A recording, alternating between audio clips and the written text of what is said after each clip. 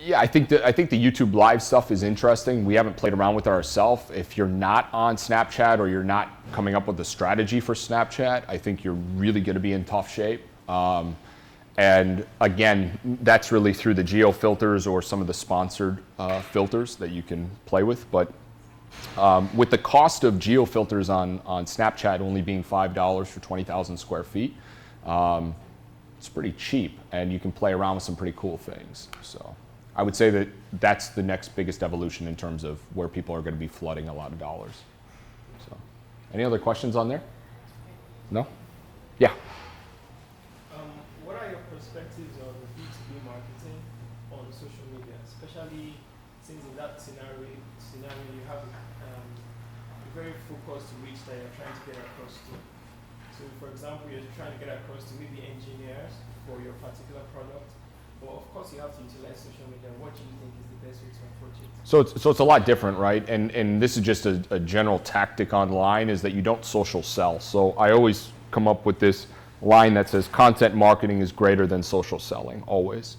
Because what you need to do as a brand, no matter who you're selling to, whether it's a consumer or another brand, is that you need to be a thought leader. Your company needs to be a thought leader in whatever industry that you're tapping into. So any of the industry trends or breakthroughs or maybe research or things that are happening around your topic, people want to know that. So again, it goes back to the point of, are you putting out good, thought-provoking content that people are taking more value away than what it takes to follow you or see your content repeatedly. So again, you've got to be able to teach your audience something, and if you're teaching your audience something, they're going to keep coming back because now you become a source for good information. So. Why do you market Zipkick more on Instagram than you do Twitter? Oh man, do I? I don't know if I do.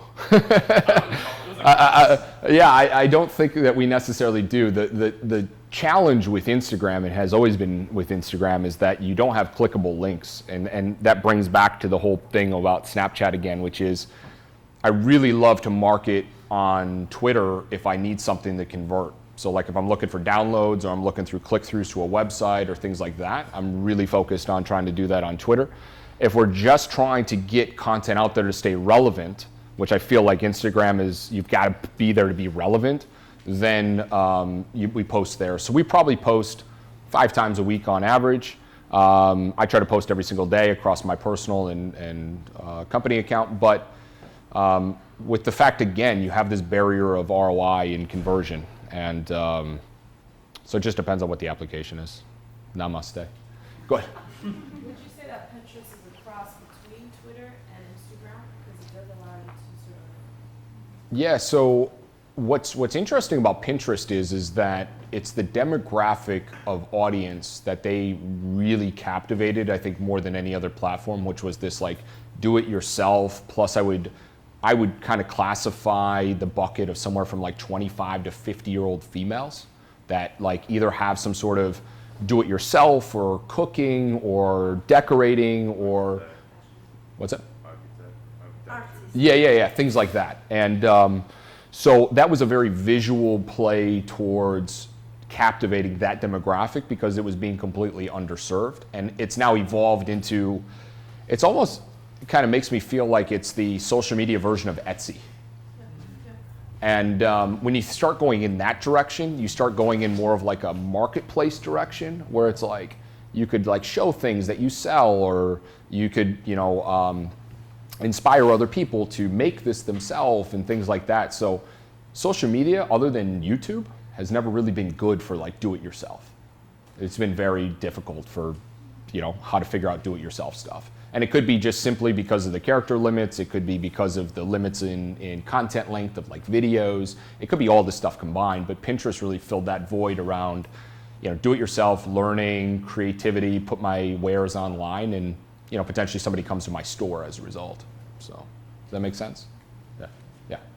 Scott just joined your Facebook. Oh no, I'm not answering any questions from him. I just wanted to let you know that. But then also, someone asked if you tailor your messaging to each social media platform, like Twitter versus Instagram versus Facebook. Do you change your content on each platform? For the company account, I would say no, because the audience expects the same thing from us consistently as a brand, which is very tasty food, like amazing cocktails and the best place to go get a cup of coffee, things like that. So we have to be very consistent, and that's another thing with a brand, is that you owe it to your audience, no matter what platform, is to be consistent in your content, right? Your style of photos, things like that. Your messaging could be slightly different, your use of hashtags could be slightly different, but people still expect your content to be a certain way to resonate with the brand, and that's just part of brand identity. For myself, yes, actually, I do operate personally different on the social channels. I put out a lot of entrepreneurship, like startup technology stuff on Twitter. Instagram is not for that. Instagram is more, visually I want to see a nice, tasty plate of food. And that's what I typically do on Instagram, is more food, drink-based or travel-based. And Twitter is more for like information around topics and try to be a thought leader in all various categories. So. Another question? Popped up and said Pinterest, number 2 on Pinterest is travel. Yeah, so what's interesting about that is I've went on there and I looked for travel, and the travel operates very different in terms of like really cool like bags when you travel, very cool like gadgets when you travel. Like I found a lot of that stuff to be very useful. But in terms of like travel discovery, if it's like places to eat or places to drink, things like that, that's why we are doing Zipkick, is because it's very difficult to find these things and be able to plan and share. So, any questions? Comments? Okay, cool. Thank you all very much. Appreciate it.